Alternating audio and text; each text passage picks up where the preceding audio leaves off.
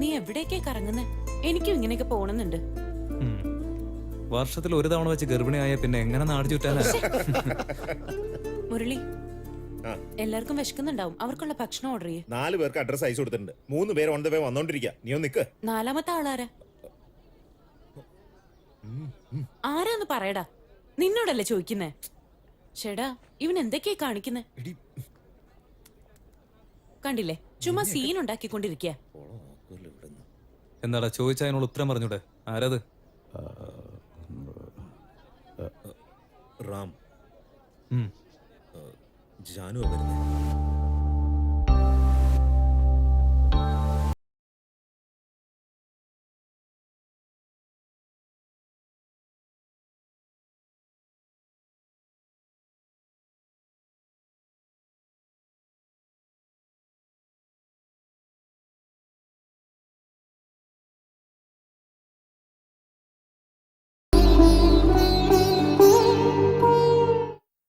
മോഹം കൊണ്ടു ഞാൻ ദൂരേതോരീണം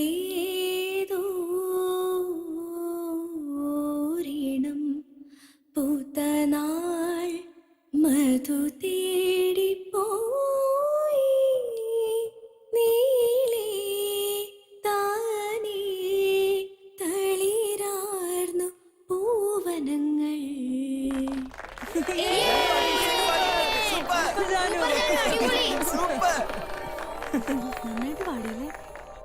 ഇവിടെ എല്ലാവരുടെയും മനസ്സിൽ ജാനു എന്ന് പറഞ്ഞ പാട്ടാ. പക്ഷെ ജാനുവിന് പാട്ടാണ് അവളുടെ ജീവിതം. ഒന്നുകിൽ പാടിക്കൊണ്ടിരിക്കും, അതല്ലെങ്കിൽ പാട്ടിനെ കുറിച്ച് എന്തെങ്കിലുമൊക്കെ ഇങ്ങനെ സംസാരിച്ചുകൊണ്ടേയിരിക്കും. രാഗം, താളം, പല്ലവി, അങ്ങനെ പലതും സംസാരിക്കും. പക്ഷെ ഞങ്ങൾക്കതൊന്നും മനസ്സിലാവാറില്ല.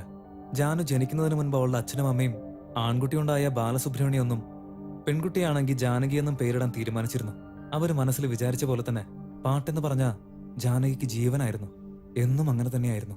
ജനഗണമന അധിനായക ജയ ഹേ ഭാരത ഭാഗ്യവിധാത. റേഡിയോയിൽ പാട്ട് കേൾക്കുന്ന സമയത്തൊക്കെ അല്ല ഇത് ജാനു പാടുന്ന പാട്ടല്ലേ എന്ന് തോന്നിപ്പോവാറുണ്ട്. ഉടനെ അവളുടെ മുഖമായിരിക്കും മനസ്സിലേക്ക് വരാൻ. അത് അവൾക്കും അറിയാം. ആ സമയത്തൊക്കെ എന്റെ മനസ്സിൽ ജാനു മാത്രമായിരിക്കും. എനിക്ക് 90% അറ്റൻഡൻസ് കിട്ടിയിട്ടുണ്ടെങ്കിൽ അതിന് കാരണം അവള് മാത്രമാണ്. ഒരു ദിവസം പോലും അവളെ കാണാതിരിക്കാൻ പറ്റില്ല. അവളെനിക്ക് എന്റെ ജീവന്. എപ്പോഴും അങ്ങനെ തന്നെയായിരുന്നു. അവൾ എന്തു തന്നെ പറഞ്ഞാലും അതൊക്കെ ഞാൻ കേൾക്കും. അവൾക്ക് എന്തു വേണമെങ്കിലും എൻ്റെ അടുത്ത് ചോദിക്കാറുള്ളൂ.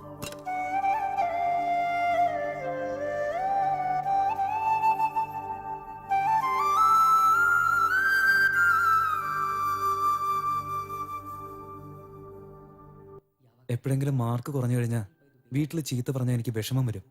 ആ സമയത്ത് വേറെ ആര് ചോദിച്ചില്ലെങ്കിലും ജാനു നോക്കി എന്താടാ എന്തു പറ്റിയെന്ന് ചോദിക്കാറുണ്ട്. ആ ചോദ്യത്തിൽ തന്നെ എന്റെ വിഷമങ്ങൾ മാറുകയും ചെയ്യും. എല്ലാവരുടെയും ഇടയിലൂടെ ഒരു ഭ്രാന്തനെ പോലെ ചിരിച്ച് ഞാൻ നടക്കാറുണ്ട്. എനിക്ക് ജാനു എന്ന് വെച്ചാൽ എത്ര ഇഷ്ടമുണ്ടെന്ന് പറഞ്ഞറിയിക്കാൻ പറ്റില്ല. പക്ഷെ ഈശ്വരനോട് ഞാൻ എന്നും ചോദിക്കുന്നത് ഒരേ ഒരു കാര്യം മാത്രമാ. ഈശ്വര, ജാനു എല്ലാ കാലത്തും എന്റെ കൂടെ തന്നെ ഉണ്ടായിരിക്കണേ എന്ന്. Abhishek Nair present sir. Arpita present sir. Amit Prabhu yes sir. S Janaki Janaki absent sir. Lucas yes sir. Ramachandran എടാ സാർ വിളിക്കുന്നു, എനിക്ക് present sir. Sit down. Kavya present sir. Gopal yes sir.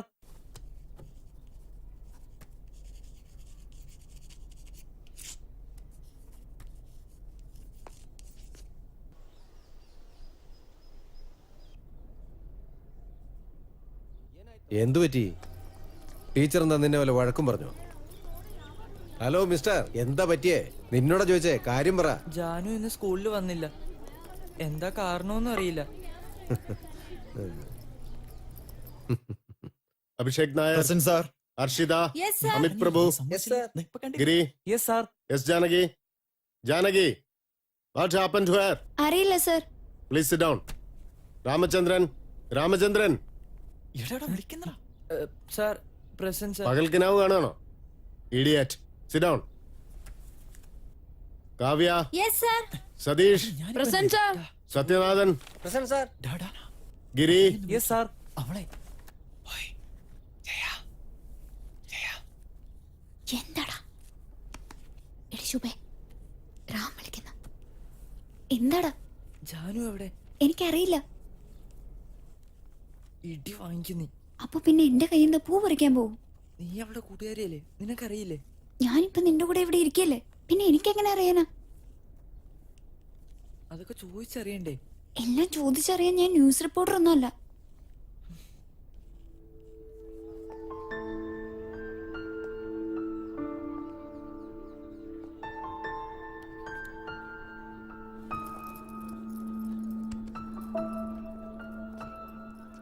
ജാനുവിന്റെ വീട് എവിടെയാണെന്ന് ഞാൻ ചോദിച്ചു. ഇവിടെ അടുത്തുള്ള ഒരു അമ്പലം കഴിഞ്ഞു പോയാ അവിടെ അടുത്ത് എവിടെയോ ആണ്. വീട്ടിൽ പോകുമ്പോ നമുക്ക് നോക്കിയിട്ട് പോവാം. ആ ശരി.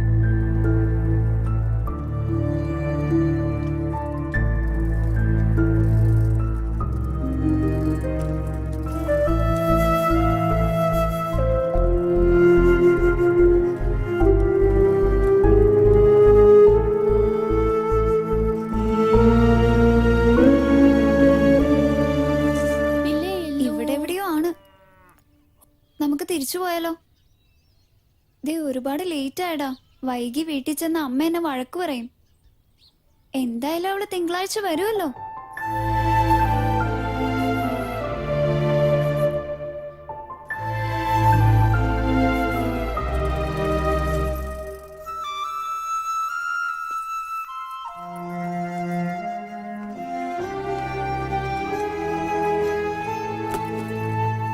എന്താടാ ഇത്ര ലേറ്റ് ആയ? Special class.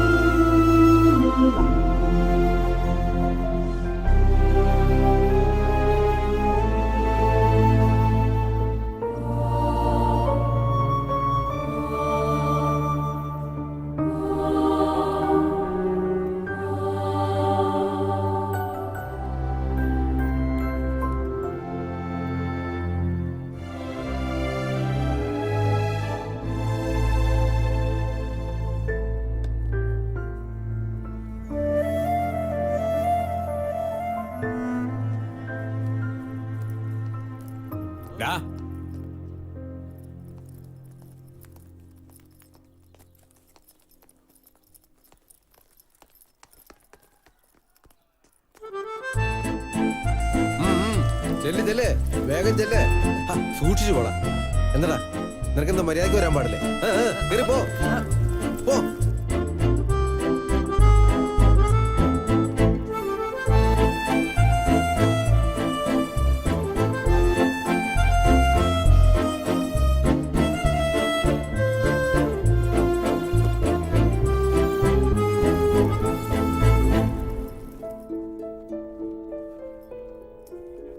എടാ നീ ജാനു വന്നടാ. ഹേ ജാനു. 4-5 ദിവസത്തിന് ശേഷമാണ് ഞാൻ ജാനുവിനെ കാണുന്നത്. അവൾക്കൊട്ടും വയ്യായിരുന്നു. സാധാരണ പോലെ ആയിരുന്നെങ്കിൽ ഓടിച്ചെന്ന് അവളുടെ അടുത്ത് സംസാരിക്കുമായിരുന്നു. പക്ഷെ ആ ദിവസം നിന്നിടത്ത് നിന്ന് ഒരടി പോലും വെക്കാൻ പറ്റാത്ത അവസ്ഥയായിരുന്നു. എന്ത് പറ്റിയെന്നറിയില്ല. ഞാനൊഴികെ അവിടെയുള്ള എല്ലാവരും അവളോട് സംസാരിച്ചു. എനിക്ക് അവളുടെ അടുത്ത് പോയി അവളുടെ കൈകൾ പിടിച്ച് എന്തുകൊണ്ട് ഇത്ര ദിവസം വന്നില്ല, നീ ഇല്ലാത്തത് കൊണ്ട് ഞാൻ എന്തുമാത്രം വിഷമിച്ചു എന്ന് അറിയൂ എന്ന് ചോദിക്കണമെന്ന് ആഗ്രഹം ഉണ്ടായിരുന്നു. പക്ഷെ അങ്ങനെയൊന്നും എനിക്ക് പറയാൻ പറ്റിയില്ല. എന്തു പറ്റി മോളെ? തീരെ വയ്യാതിരിക്കുന്ന പോലെ 2 ദിവസം കൂടെ റെസ്റ്റ് എടുത്തിട്ട് വന്നാ പോരായിരുന്നോ? ഇല്ല സർ, കുഴപ്പമില്ല. ശുഭ, അവളെ നോക്കിക്കോളൂ. ശരി സർ.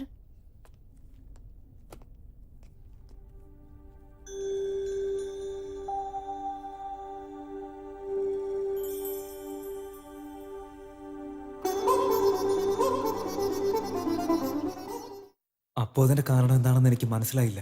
പിന്നെ മനസ്സിലായത് അതാണ് എൻ്റെ ഫസ്റ്റ് ലവ് എന്ന്.